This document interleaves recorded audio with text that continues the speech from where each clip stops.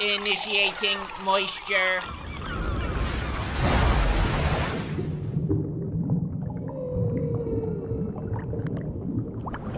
Welcome to the Moist Meter. Today we're taking a look at God of War Ragnarok, one of my most anticipated games of the year.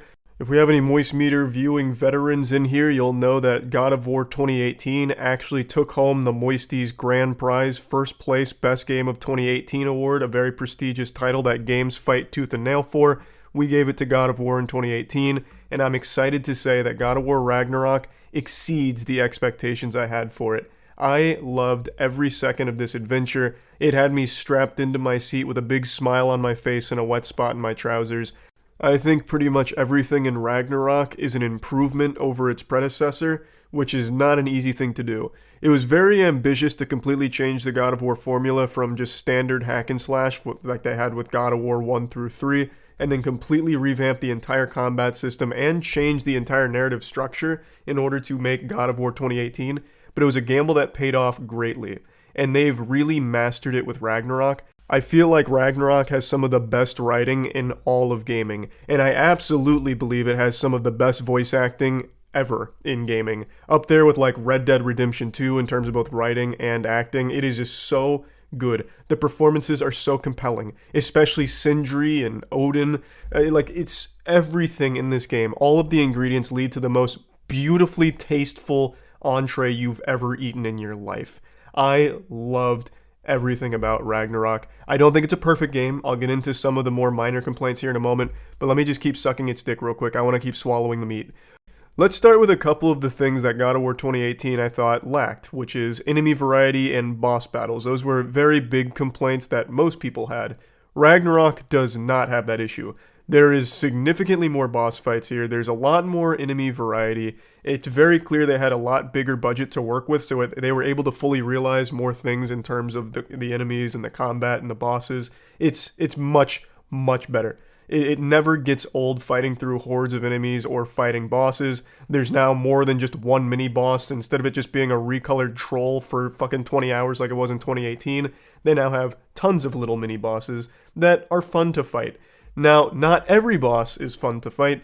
There are a couple where their main mechanic is they'll hit you twice and then run away with an unpunishable move, and then you have to wait for them to come back, which of course is a bit of a tedious headache. I played this game on the highest difficulty, give me God of War, and of course things are spongy, but they really toned down the difficulty from 2018. I don't think that's a positive, I don't think it's a negative, but I want to mention that it is easier than 2018 with its highest difficulty, but some boss battles I really didn't enjoy. I just don't like that mechanic of, we're going to hit you twice, you can punish for a second, then we run away, and now you just wait, because then it becomes less about like skill and mastering the fight, and more about just being extremely patient and slow rolling things, and that's not a big complaint or anything, but I'd like to mention it. The game's also super generous with checkpoints. During any boss fight, like major boss fight, you'll get like 2 checkpoints throughout the fight, so if you get it down to half health and die, well, you probably got a checkpoint somewhere in there, and it's already at like half health again, so it's very forgiving. Unlike 2018. So if you were a little upset by how difficult 2018 was on the highest difficulty, you'll probably be pleased here. And for me, yeah, I didn't mind either way. Now, the combat has had improvements, some quality of life improvements that I really did feel pretty quickly, but they also added more depth to it as well. So they introduce, well, actually, I don't want to get into spoilers, but they do introduce more to the combat, and there is a lot more that you can tinker and play with. There's now set bonuses for some enchantments. There's a lot of ways of having unique builds. The build I used is from early game, and it carried me all the way to late game. I used a Vanaheim Poison Toxic Fist build, so I basically had the Stinky Finger build where I just bare-fisted everything, and it worked really well. It was a very fun build, and I feel like there's quite a bit of variety to the builds that you can play with here. So I really did appreciate that. You could cater the playstyle to whatever you're feeling. I really enjoyed just the barbarian slinging fat fists all over the place and dropping it down. I liked it a lot. Now moving on, I want to gush about the story. The story is so good. I can't express enough how much I enjoyed it. I was a little worried that with the big shoes to fill with 2018's story that they'd maybe miss the mark and try a little too hard and just fall short. They did not. They knocked it out of the park. And the side quests. So I didn't do all of the side quests. I did a lot of them in the early game, but fell off in the mid to late game because I really wanted to push through the main story. I will be going back to do all of them, but all the side quests I did felt very important. Like they had a lot of depth to it. They had a lot of character development during the side quests. Like they didn't feel useless by any means. Like they were fun. They had a fun goal. They even had fun fights. And the story and the side quests alone were so good. I swear to God, some of the side quests are better written than most AAA games in their full main story. I'm just so impressed with how well written this game is. There's some dialogue in here that is just so badass that it is still sitting in my head right now and putting a smile on my face. For example, there's a moment where you're just, exploring, and just in normal conversation, a character says to Kratos, "You don't strike me as someone that would fear death," and Kratos says, "I'm not. Death can have me when it earns me."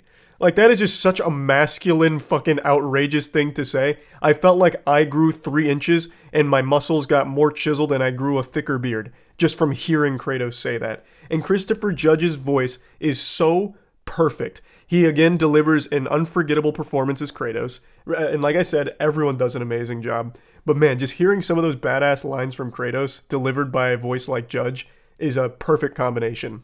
I can't express enough just how much I love the writing in this game. Though I will admit there are quippier moments than 2018 had. I think there's a few more jokes from characters you wouldn't expect it from. Like with Brock and Sindri, you're expecting some comic relief here and there.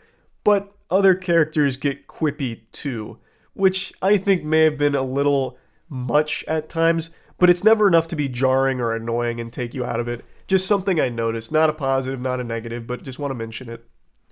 One thing that is an absolute negative though is the built-in backseat gaming feature. So I'm sure you've seen this on Twitter by now because it's become a big meme. When you play this game, you're of course going to encounter puzzles, but the game treats you like a fucking idiot who can't tie your own shoes. So the second you look at a puzzle, if you don't solve it immediately, if you take like 3 seconds to look around, your companion will just tell you the answer. They will feed you the solution. And then you just have to sit there and be like, oh, what the fuck? I didn't even get a chance to try the puzzle. You already told me how to solve it. It is so frustrating, and it's not a feature you can turn off right now. You'd expect it to be like an accessibility feature, but it's not. It's built in, and you can't get rid of it. At least I haven't seen any way of getting rid of it. So hopefully they have a patch for it, because it is so frustrating.